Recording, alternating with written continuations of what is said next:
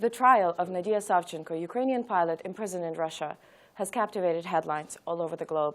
U.S. Secretary of State John Kerry said Putin's handling of the case is a blatant violation of international justice system and a disregard for the Minsk agreement.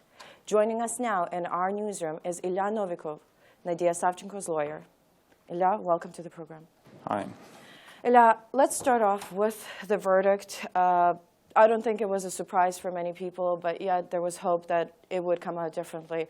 What was the initial reaction in court? How did you feel about it? And most importantly, Nadiya's reaction then, and how is she doing right now? Well, I first must state that that was really not a surprise, not for her, not for her lawyers, not for her friends in the courtroom. So we were not appalled when we heard that court sentenced her to 22 years in prison. That was expected from the very beginning, from the first moment when we understood that Russian government will not play back, that they will put her on a trial, despite the very clear and very significant signs that this show trial will be not like those in 1930s in Soviet Union, when prisoners stood in court and pled guilty and stated that they are public enemies who should be executed and so on. Yes, that's not this sort of show trial. And this show trial was from the very start of it showed that all the case against Nadiya was fake, was falsified by Russian investigators. But we understood that court cannot, in this high-profile political case, render other verdict that guilty and other sentence that close to maximum. So nobody was surprised, and we understood very clearly that by this moment, by the moment when court rendered this verdict, the level of political support, the level of international demands, well, Nadiya Savchenko to be released immediately, went so high, went so far that this sentence is deemed to be just words on paper. Nobody, including Savchenko, her friends, her enemies, the judges themselves, suppose that she will really spend some more significant time in Russian jail. You touched on the international reaction to the verdict.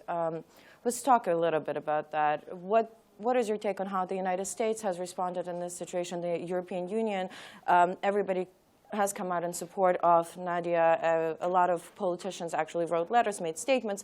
What is your take on how the international community has responded so far, and do you think they can do more?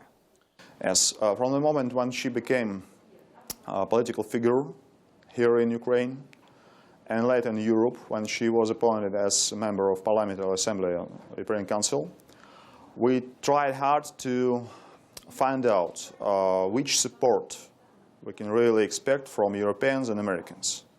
Because we understand that Ukrainians will really do their best to make Putin to release her.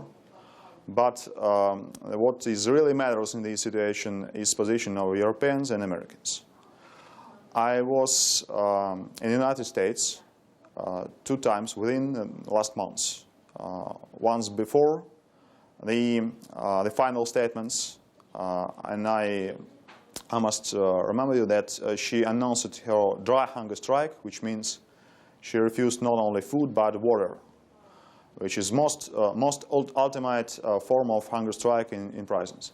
So I visited the United States before her decision and after that, and I saw 2 very different situations. Because before the statements ended and before she announced her hunger strike, the best things I heard from American statements, both from Department of State and from Congress, it was, yes, we are sympathetic, we support her, we will demand Russian government to do something, but without any certain details of what they are going to do.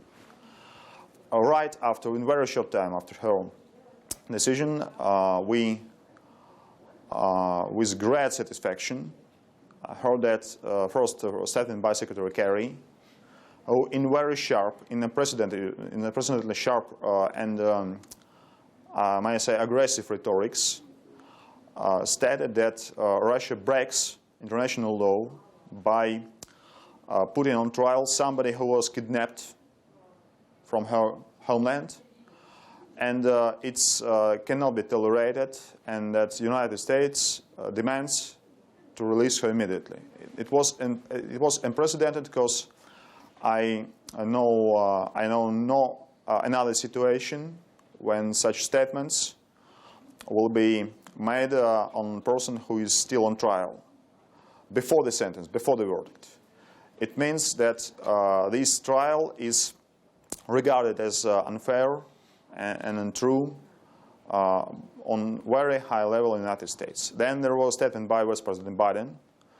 Then there was most unprecedented statement by President Obama, because also I knew no another case when President of the United States made such things in favor of person who still is not found guilty. Now we are happy and we most satisfied by Americans' position. I was told very firmly that yes, they really meant it. Yes, that they will not tolerate any tries by a Russian government to delay the situation far more. That they will not make any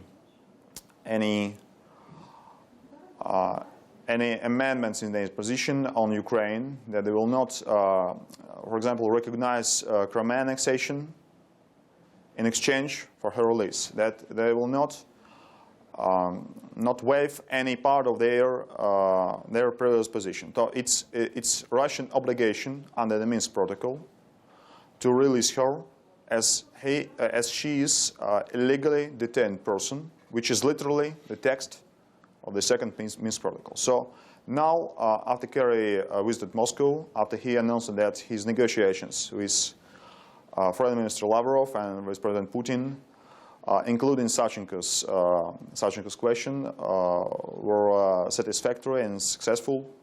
Now we believe that within 2 weeks, when her sentence became final, after the term for appeal is expired, we shall hear something about the certain date and certain procedure, certain manner in which her release will be exercised. I actually wanted to ask you about that, whether there is any sort of potential extradition or return of Nadiya to Ukraine in the works. There have been a lot of rumors online. A lot of people have said, well, she's going to be possibly returned within weeks, within days.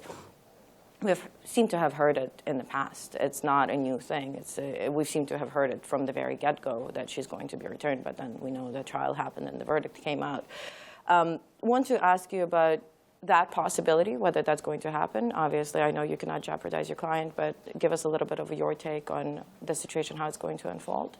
And I also want to follow up on the fact that you had mentioned international reaction, the United States firm position on the situation, on the case. But statements are just that. Potentially, if Nadiya is not going to be returned to Ukraine, can this case be taken to an international court of law? Can it be reworked and reviewed by the international justice powers? I see. Maybe in any other case, with another person, in another situation, I will do my best as a lawyer to bring this case into some form of international tribunal. Is it European Court for Human Rights, or is it United Nations Commission for illegally detained persons? Whatever. But Nadiya's situation is very unique, very specific. And I believe that a political solution, which is quite possible, which is quite probable in the present situation, will be more soon, will be more effective than any form of legal arrangement, legal legal judgment. Because, Russia, right now, Russian government do everything possible to spare some form of loophole for them in general, not only Savchenko case, which can let them to ignore any international judgment against Russia. So I do not believe that in Nadia's case such a judgment may be effective, really. But I mentioned that we now have ultimate support, unprecedented support. And I believe that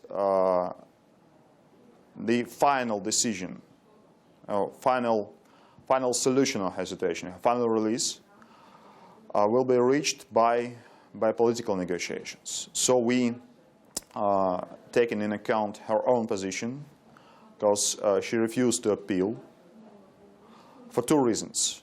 The first and the most important one is the moral dimension of the situation, because she thought that by making an appeal to some higher level court in Russia, she will demonstrate, she will make people believe that she somehow on some level trusts the Russian judicial system.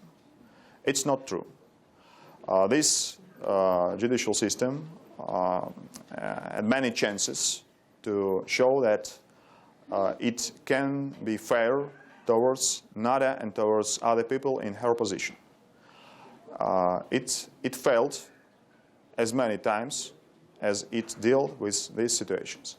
So no trust, no belief in Russian courts at any level. The second reason for Nadiya to refuse to waive her right to appeal is that that will probably delay the date when her sentence becomes final. According to Russian law, the sentence became final either after being reviewed by appeal court, or either when the term for making an appeal term expires and no appeal was made.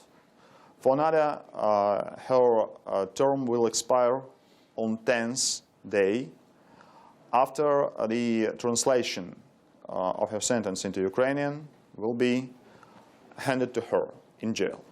It still haven't happened. So we believe that on Monday she will receive a copy of sentence.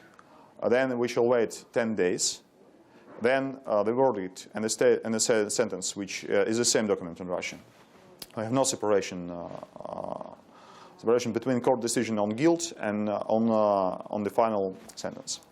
So this sentence will become final, and that's the very moment we was waiting for last year, because we're now in situation which appeared a year ago in February 2015, right after the second Minsk negotiation, when President Poroshenko came out of the negotiation room and announced that he succeeded in persuading Putin to release Nadiya Savchenko.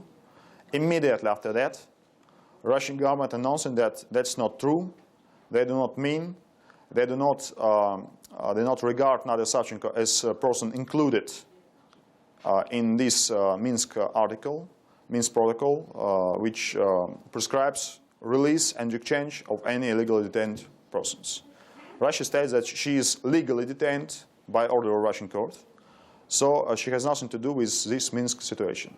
And we saw that there was so tensed, so hot situation, so sharp situation in Russian politics, that this position by Russian government were generally received or tolerated by all other participants of Minsk negotiations. So after February 2015 and till the present time, we waited the date when this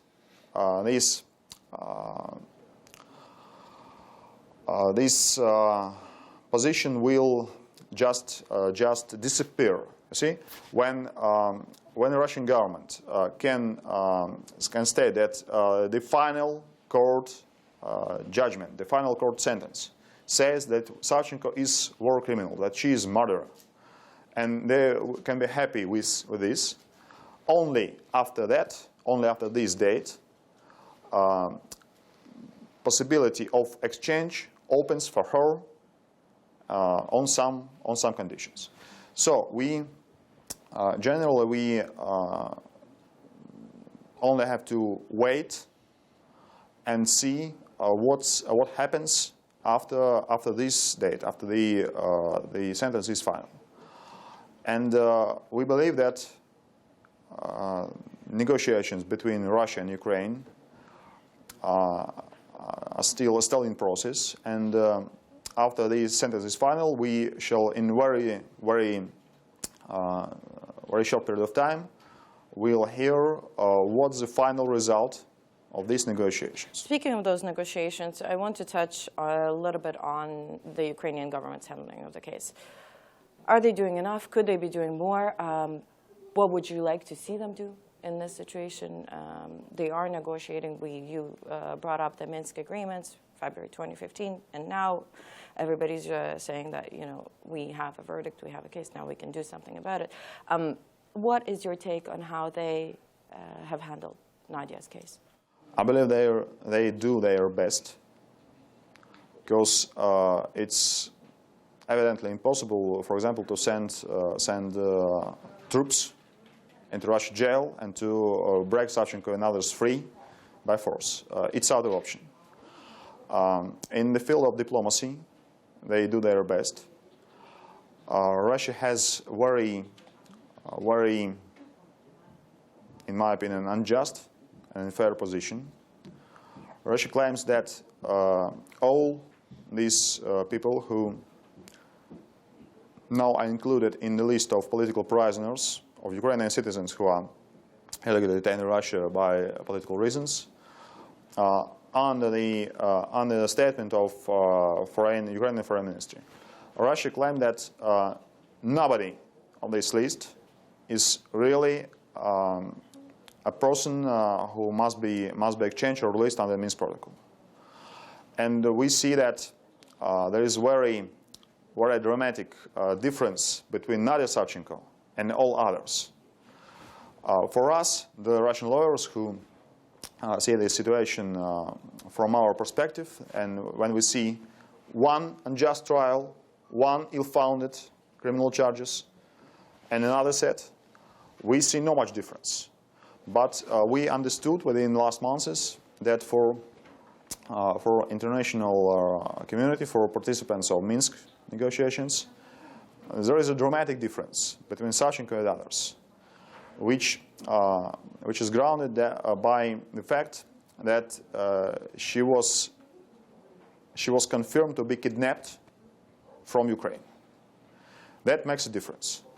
All others, my second client, Mykola Karpyuk, Oleg Sentsov and his group, Yuri Soloshenko, Valentin Vygoevsky, and others, I believe right now there is 28 names in this long list.